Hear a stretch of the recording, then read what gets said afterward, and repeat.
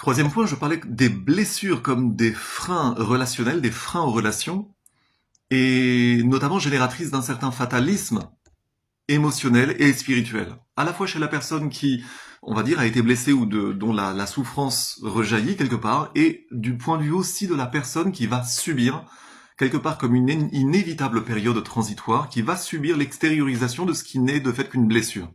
C'est-à-dire mon postulat, c'est que chaque instabilité de fait émotionnelle est une conséquence mais pas une cause. Tout l'art est d'aller chercher la cause sans aller s'arrêter à la conséquence en disant tu es ceci, tu es cela, etc.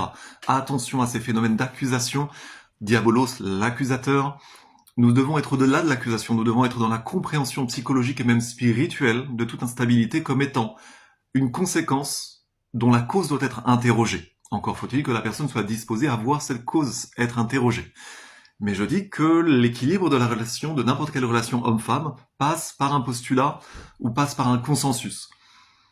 Je n'ai pas à interroger quelque part tes ressorts psychologiques. Par contre, si je subis les conséquences en termes d'instabilité, je dis que je suis recevable à interroger les causes plutôt que de m'arrêter aux conséquences que je subis. Surtout si ce sont des phénomènes qui se reproduisent à répétition. Donc par définition, si vous subissez des instabilités, vous êtes recevable à les interroger et surtout dans le but légitime de ne pas les voir se reproduire sans cesse encore et encore.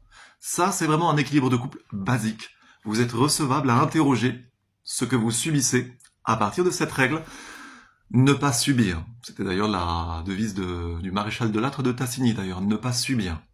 Mais encore une fois à interroger dans quelque chose qui est une bienveillance spirituelle et une logique d'amour, d'agapé au vrai sens de l'amour, c'est-à-dire une entraide en fait. L'entraide est un facteur d'évolution. C'est vraiment une idée fondamentale qui est commune à toutes les vraies religions du monde.